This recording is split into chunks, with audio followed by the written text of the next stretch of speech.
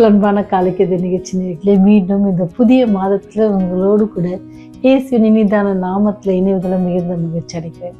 ஆண்டவர் பெரிய கிருபையினால இன்னொரு மாதத்தையும் கூட நம்ம கால் வைப்பதற்காக பெரிய ஸ்லாக்கியத்தை கொடுத்துருக்காங்க. அதற்காக ஆண்டவரின் நாமத்தை துதிக்கிறேன், சோஸ்தரிக்கிறேன். இந்த நாள் நமக்கு வருகிற வாக்குத்தத்தத்தின் செய்தி எங்கேருந்து அப்படின்னு பார்த்தீங்கன்னு சொன்னால், யாக்கோபு 4:10 கர்த்தருக்கு முன்பாக தாழ்மைப்படுங்கள், அப்பொழுது அவர் உங்களை உயர்த்துவார். கர்த்தருக்கு முன்பாக தாழ்மைப்படுங்கள் அப்படின்ட்டு சொல்லப்படுகிறது. பெரியவர் ஒருவர் என்ன செஞ்சாருன்னு சொன்னால், ரயிலில் பயணம் செய்து கொண்டிருந்தார். அப்போது ரயிலில் பயணம் செய்து கொண்டிருக்கும்போது அவருக்கு எதிரே என்ன பார்த்தீங்கன்னு சொன்னால், ஒரு படித்த வாலிபன் அங்கே இருந்தான். அப்படி வாலிபன் அவன் ஏதோ புக்குகளை படிச்சுட்டு அப்படியே வரான். இப்போ அந்த பெரியவரும் என்ன செஞ்சார், அந்த பெட்டியில் பயணம் செய்கிறாரு. 2 பேரும் இறங்குகிற இடம் வந்துச்சு. 2 பேரும் இறங்குறாங்க. 2 பேர் கையில் ஒரு பெட்டி இருந்துச்சு. 2 பேரும் இறங்கி நிற்கிறாங்க. அப்போ அந்த வாலிபன் அங்கே நின்றுட்டு, யாராவது இல்லை உதவி செய்வதற்கு வருவாங்களா, அல்லது போச்சர் யாராவது வந்தாங்கன்னா நம்ம இந்த லக்கேஜை எடுத்துகிட்டு போக சொல்லலாம் அப்படின்னு சொல்லி அங்கும் எங்குமாக சுற்றி பார்த்தானே. அவன் அப்படி சுற்றி பார்த்துட்டு யாரும் இல்லை.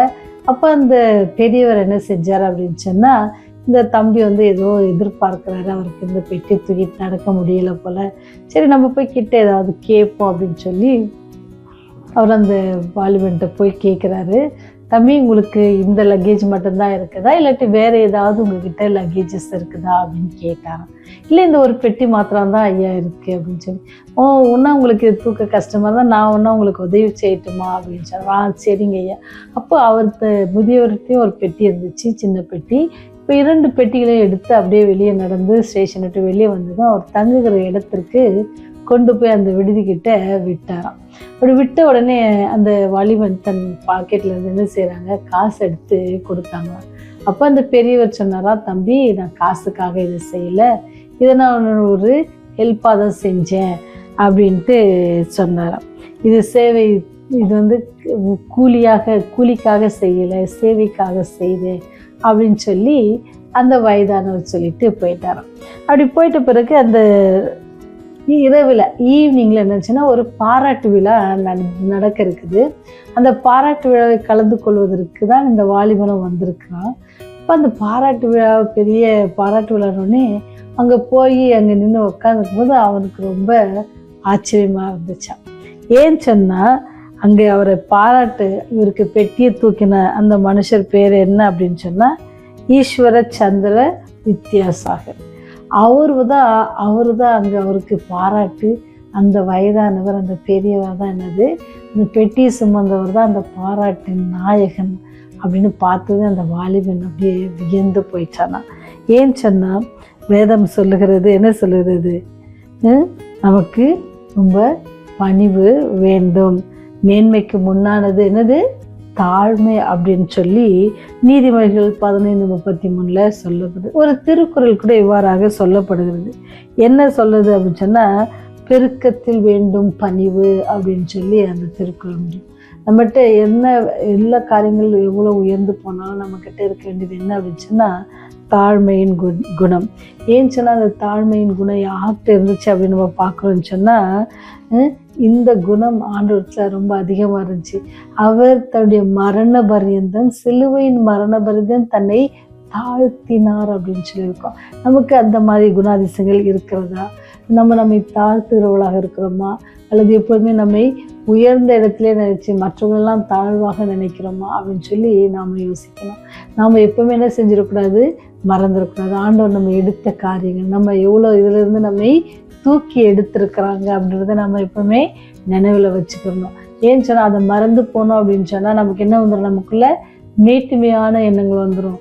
ஆண்டவர் இப்போ உங்களை ஆசீர்வதித்ததுனால நீங்கள் ஒருவேளை நல்ல நிலைமையில் இருக்கலாம், ஒரு நல்ல பதவியில் இருக்கலாம், நல்ல ஒரு பெரிய செல்வந்தனாக மாறி இருக்கலாம், உங்களுடைய உழைப்பினால நீங்கள் பெரிய உயரத்தை தொட்டிருக்கலாம்.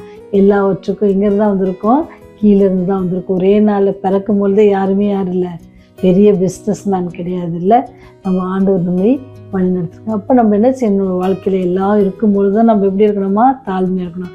அந்த பெரியவர் மாதிரி நினச்சி பாருங்கள்.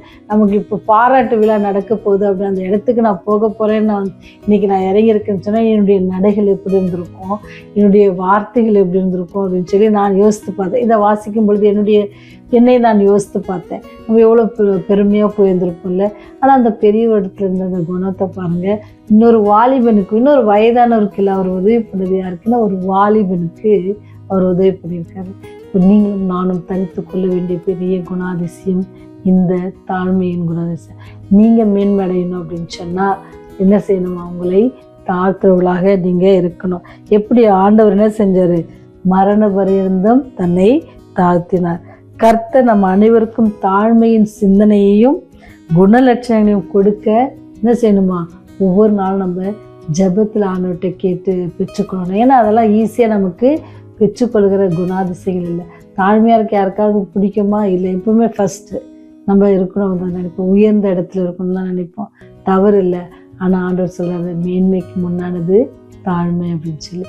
அப்பேற்பட்ட அவர் எப்படி தன்னை தாழ்த்தி சிலுவையின் மரண பரிந்தம் தாழ்த்தி மேன்மை அடைந்தார். பாவத்தில் நமக்கு விடுதலை கொடுத்தார், பரலோகம் சென்றார், பரிந்து பேசி கொண்டிருக்கிறார், மீண்டும் வருவேன் என்று சொல்லியிருக்கிறார்.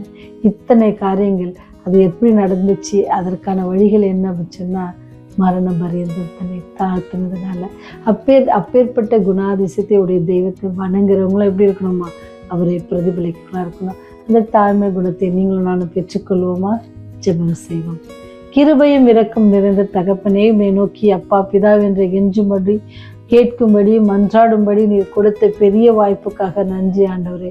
நாங்கள் பாவிகள் கர்த்தாவே, அநேக வேளைகளில் ஆண்டவரே உங்களுடைய குணாதிசத்தை நாங்கள் பிரதிபலிக்காதபடிக்கு ஆண்டவரே மேட்டிமையான காரியங்கள் பெருமையான காரியங்களை பேசி தெரிகிறோம் கர்த்தாவே.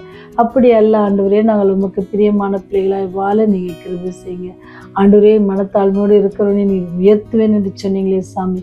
இந்த புதிய மாதத்திலும் கூட நாங்கள் எங்களை தாழ்த்தி உடைய கரத்தில் ஒப்பு கொடுக்கிறோம்.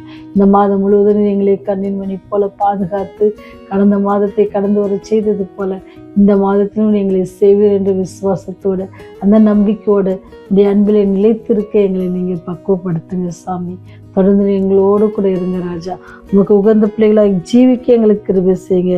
அன்புள்ள ஆண்டவரே, உண்மை போலவே நாங்களும் தாழ்மையின் சிந்தனையை தரித்து கொள்ள நீங்க உதவி செய்யுங்க. ஆவியானவரை கொண்டு எங்களை வழி நடத்துங்க தகப்படி. பாதுகாத்து கொள்ளுங்க சாமி. உடைய ராஜ்யம் வரும்போது நாங்கள் ஒருவரும் கெட்டு போய்விடாதபடிக்கு உடைய ராஜ்யத்தில் பிரவேசிக்க உம்மோடு கூட நித்தியமாய் ஜீவிக்க நீர் எங்களுக்கு பெரிய ஸ்லாக்கியத்தை தர வேண்டுமாய் இயேசுவின் வழியாய் ஜெபிக்கிறோம் ஜீவனுள்ள பரலோக பிதாவே. ஆமென், ஆமென்.